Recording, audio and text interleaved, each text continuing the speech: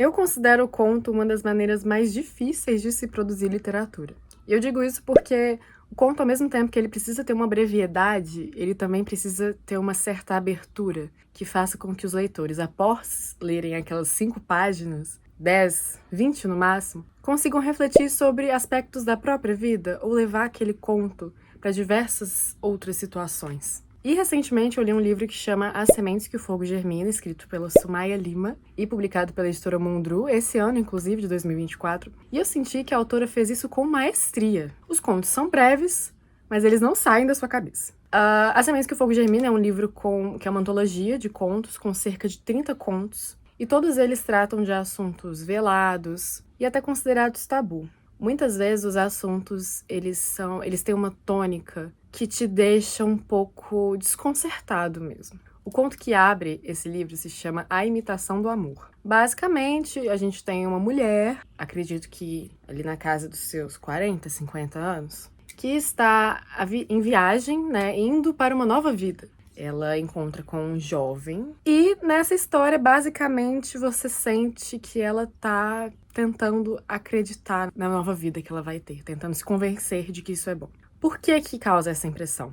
E aí, eu acho que é o que a Sumaya Lima faz com maestria mesmo. As impressões que ela quer causar no leitor, elas são trazidas no aspecto formal, na linguagem. Então, nesse conto, a perspectiva que a gente adota na leitura, que ela nos permite, na verdade, é somente a perspectiva de um diálogo em que o interlocutor, o jovem moço, nós não temos acesso às falas dele, somente às respostas dessa mulher. Então, apesar de ser um diálogo, tudo parece um monólogo. O que, com certeza, causa a impressão de que ela já está falando mais que o outro, com certeza. Mas, além disso, de que toda aquela conversa só serve para ela, para a mulher que está ali, tentando se convencer de que a nova vida que ela vai levar agora é a melhor que ela pode ter. Acontece que essa mulher, ela teve uma decepção amorosa.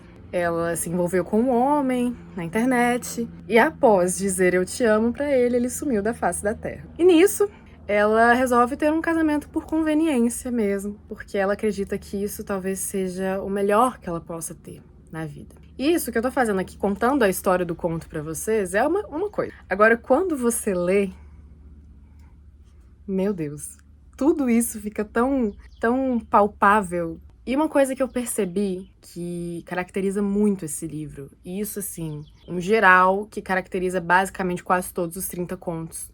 Não sei se são 30, mas quase 30. O que eu percebi é que a Sumaya Lima, ela coloca nas histórias dela um aspecto que foi muito caro, assim, por uns teóricos, alguns críticos literários, durante a década de 20, principalmente na Rússia.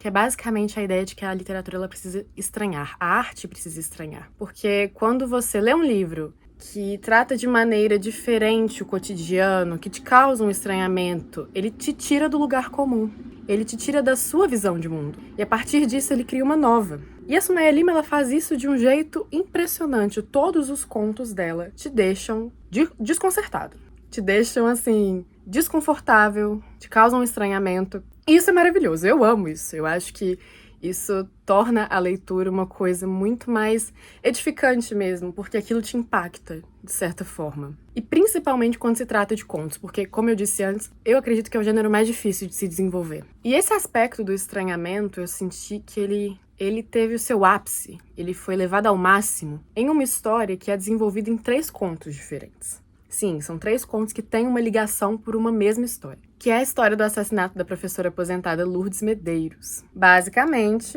o primeiro conto que apresenta essa história se chama Polaroid. E conto do dia do aniversário da professora aposentada Lourdes Medeiros. Eu tô repetindo isso porque em todos os contos, essa pessoa é apresentada desse jeito, a professora aposentada Lourdes Medeiros.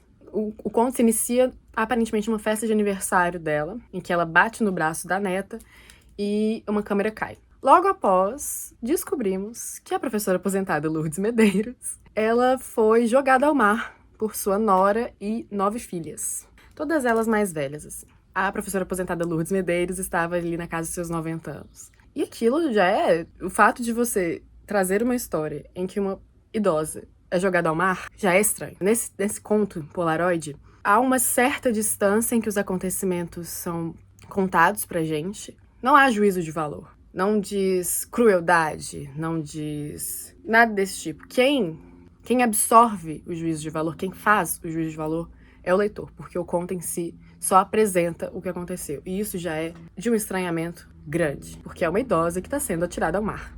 E eu achei curioso esse conto, principalmente porque, né, ao final daquilo, apresenta-se uma Polaroid de quando a Lourdes Medeiros foi jogada ao mar e ela desapareceu ali. E eu achei curioso esse conto se chamar Polaroid, porque recentemente eu li um texto do Julio Cortázar, que é um crítico literário, teórico, argentino, em que ele compara o conto a uma fotografia. E aí eu retorno a tudo aquilo que eu disse antes sobre a dificuldade de se criar um conto.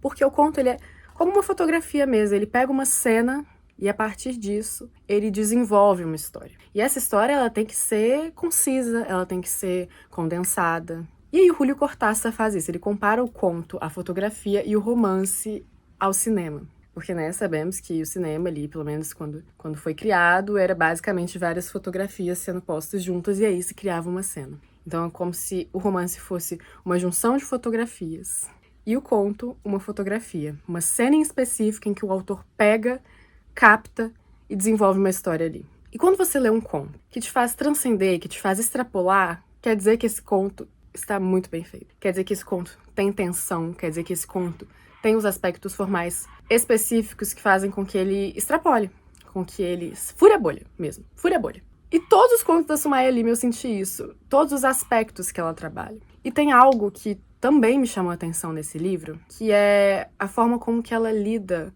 com a ideia da ausência de comunicação, com a dificuldade que temos de comunicar algo ao outro. Bom, mas para além disso, do Polaroid, há outros 2 contos que exploram essa história da professora aposentada Lourdes Medeiros, assassinada pela Nora e pelas filhas. Tem ainda A Mosca da Cabeça Branca e Mar Pequeno. A Mosca da Cabeça Branca é um conto que aparece ali mais ou menos no meio do livro, em que o fato de retomar a história já é algo impactante demais. Você fala, meu Deus, essa história novamente, o que eu vou descobrir agora? Porque o conto passado, né, o Polaroid, ele termina em aberto. Você fica, o que aconteceu com a Nora, com as filhas? Por que isso foi feito? Claro que naquele conto você tem um pouquinho uma ideia do porquê, mas não tem provas. Nesse A Mosca da Cabeça Branca, você tem provas do porquê que a professora aposentada Lourdes Medeiros foi assassinada pela Nora e pelas filhas. Acontece que a professora, a Lourdes Medeiros, ela era cruel. Nesse conto, basicamente, tem uma cena de refeição em que tá a Lourdes, uma das filhas dela, e uma funcionária ali da casa. E a funcionária está insistindo para que essa filha se alimente, porém ela não quer. E nessa insistência, a Lourdes, ela meio que perde a cabeça e diz que não deveria se insistir, porque ela é uma ninguém, esquece ela, anêmica, inútil, enfim, ela joga palavras absurdas à própria filha. E, gente, posso contar pra vocês que eu saí da leitura desse conto, saí assim, né? Parei de ler, olhei assim pra cima e comecei a refletir mesmo, eu precisei de um respiro, e eu acho que eu senti isso no livro inteiro, basicamente, porque todas as histórias são impactantes. E aí você entende os motivos, você compreende a cena familiar ali, que antes foi apresentada, mas não da maneira própria para que se compreendesse, né, o que levou a isso. Então, esse conto, A Mosca da Cabeça Branca, ele foca ali no aspecto de dentro de casa. A cena agora é dentro de casa, antes do acontecimento. Sensacional, Sumaya Lima, aqui, ó. Nossa. E aí, contos se passam. Ao final, temos o conto Mar Pequeno. Gente, está aqui Polaroid, está aqui a Mosca da Cabeça Branca, está aqui o Mar Pequeno. Cada um trabalha essa história de um jeito diferente. Mar Pequeno, agora, a distância que eu mencionei antes em se tratar dessa história, ela é multiplicada por 100, porque aqui você tem o aspecto técnico do que foi feito, né? Por que a Lourdes Medeiros, quando caiu no mar, desapareceu? E aí traz cientistas, e aí traz o julgamento, enfim, e aí traz um trabalho científico em cima desse caso, que fala de peixes, que fala de criaturas marinhas, que fala de pH da água, química, e de Covid, e aí você fica assim... Meu Deus. E aí você percebe as múltiplas maneiras que se tem de se explorar uma história. E a Sumaya Lima, ela explora quase todas essas formas, eu diria. Cada conto tem a sua especificidade. E uma outra coisa que me chamou muita atenção nesse livro, porque é algo que me impressiona mesmo, que é um tópico que me chama a atenção, é como ela trata da dificuldade de comunicação. A ausência de palavras para se dizer o que se pensa. E aí são 2 contos que eu destaquei que basicamente falam sobre isso. O primeiro é A Palavra Sem Nome e o segundo é Subterrâneos.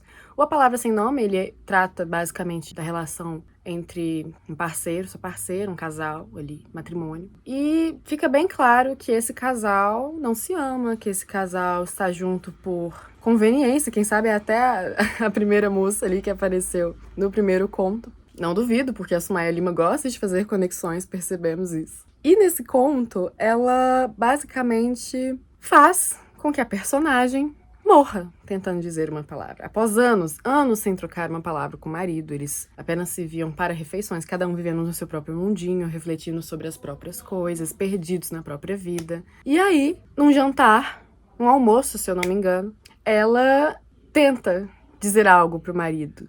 O rosto dela contorce, ela tem cãibra no rosto e ela cai dura. Ela cai dura. E você pensa, e agora? O marido vive normalmente o dia dele, ao final ele liga pra filha e fala pra filha visitá-los, que eles estão frios e gélidos. Não, gélidos. Estão mortos de saudade, basicamente. E acaba o conto.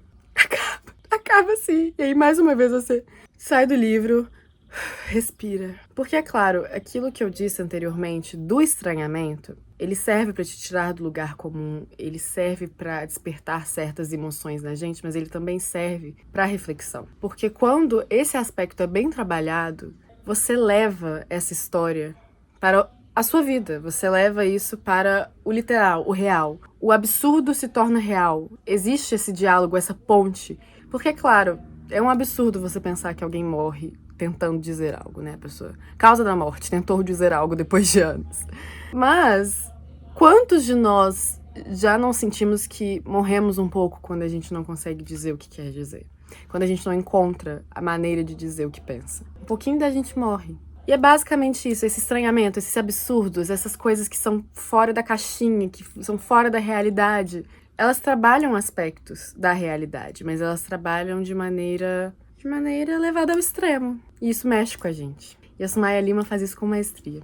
E eu até peguei aqui um trecho desse conto, A Palavra Sem Nome. Os métodos seguiam os mesmos, homem e mulher, como se 2 refugiados vindos de lados extremos do globo escamoteavam-se pelos ocos da casa para a liberação irrestrita de suas estranhezas cotidianas. O segundo conto, que trata sobre esse não dito, sobre essa dificuldade, sobre como as relações se tornam cada vez mais complicadas quando a gente não pode dizer o que quer, quando a gente não conhece o outro, é o conto Subterrâneos, que eu mencionei anteriormente, que basicamente conta sobre um filho descobrindo algo sobre seu pai. Eu não vou dizer mais, eu acho que esse foi o conto que mais me marcou. Porque tem uma frase nele, que mais uma vez foi uma frase que me fez respirar, que é: por quanto tempo uma pessoa é capaz de andar na vida com verdades enterradas dentro de si? E aqui, realmente, eu vou finalizar o vídeo. Eu acho que essa frase diz por tudo que eu gostaria de dizer em relação a essa obra. Eu sinto que A Sementes que o Fogo Germina, uma obra que trabalha muito bem o gênero do conto, que trabalha muito bem a literatura que estranha, a literatura que te tira do lugar comum, a literatura que te sequestra, que te tira do cotidiano, que te faz ter outras visões em relação à vida, às maneiras como a gente vive. Novamente, A Sementes que o Fogo Germina é um livro de Sumaya Lima, publicado pela editora Mundru.